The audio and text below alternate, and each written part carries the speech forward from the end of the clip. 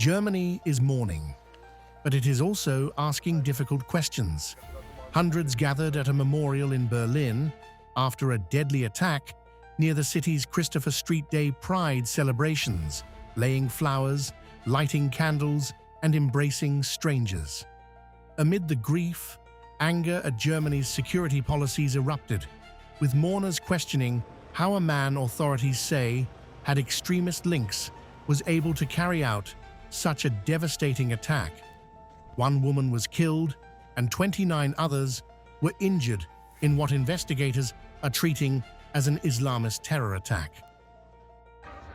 One of the most emotional voices came from Wolfgang, who attended Berlin's very first Christopher Street Day March in 1979.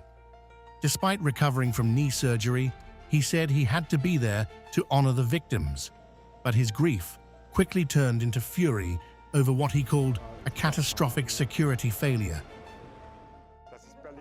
I was totally devastated that it has now hit Berlin as well.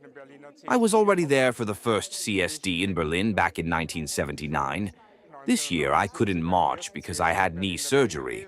I shouldn't even be standing here now, but this just has to be. He should have stayed in prison, or at least been released with an electronic ankle monitor. I think it is a scandal that such a scumbag is running around free. And we still have many of them. This is not the only Islamist threat still running around free here. Claudia, another mourner, said she feared politicians would use the tragedy to deepen divisions. She then launched a blistering criticism of Chancellor Friedrich Merz's government, saying she had lost confidence in Germany's leadership. I'm very sad and dismayed. It was a beautiful, peaceful festival. I was there myself in the morning and afternoon. I'm here to show my solidarity, and I hope this whole thing won't be politically exploited again. Because for me personally, it's quite surprising that such things always happen before elections.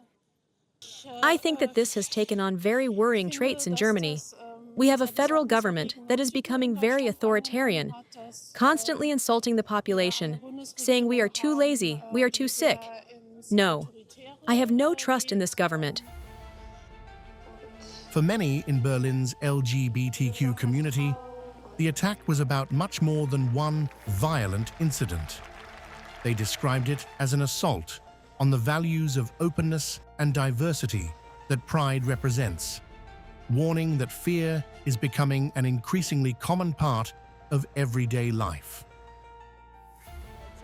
Now it is hitting us, the community. That is an attack on society as a whole. This is something we thought wouldn't happen, but it keeps happening.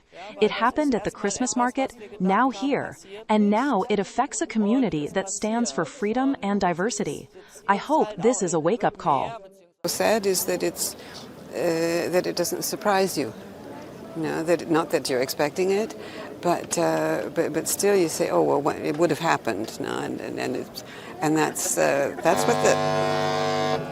what's so sad about it, that you can't control it.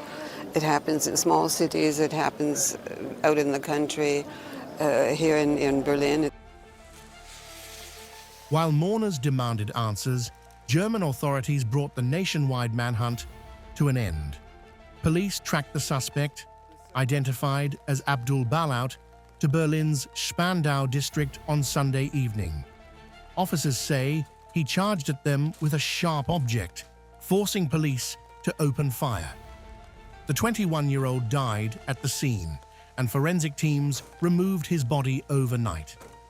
Prosecutors say Balaut had previously attempted to join the Islamic State group, and investigators believe the attack was motivated by Islamist extremism.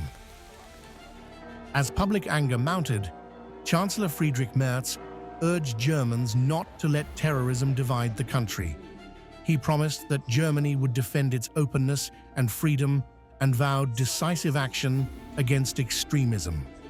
But for many gathered at the memorial, the suspect's death has not ended the debate.